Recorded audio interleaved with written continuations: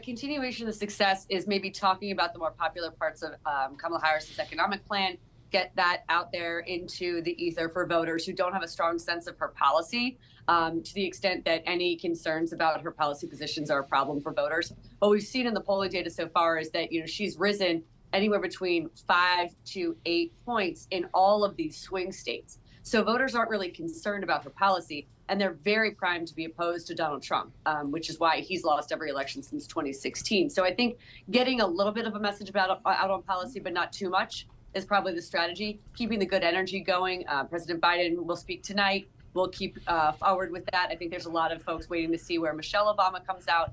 But Barack Obama will be there, Hillary, Bill Clinton. It's just a big rah-rah. Yep. And I expect that polling will continue to reflect the boost that either party gets from a DNC or an RNC, which is 2 to 3 points. And that point basis, once it gets tacked onto the polls next week, is going to be sufficient to put her outside of the margin of error in all of these swing states. And that's a big problem for Trump right now.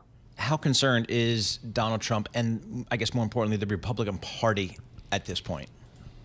Very concerned, from House members who were hoping to pick up all 10 of the toss-up races in the House of Representatives. The senators that are not in Ohio and Montana are really concerned.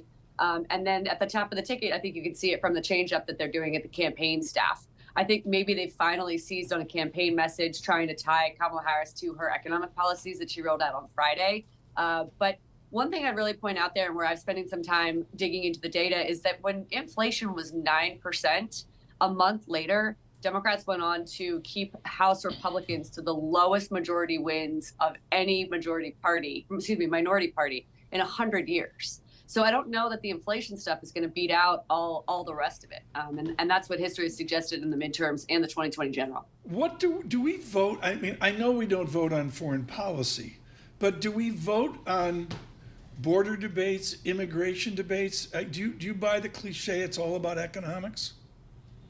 Man, it's really tough because 2020 was not about economics. Yeah. I think that Biden narrowly won because of COVID and because of President Trump's response to COVID at the time and sort of the chaos of that administration.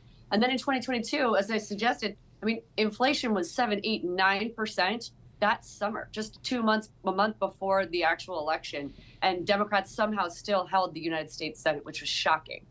So I think voters are quick to say that it's the economy. It's perpetually the number one issue. Inflation is right up there, but it's followed very closely by immigration and abortion. And turnout is really the name of the game. The gender gap is where you should probably pay attention to that issue.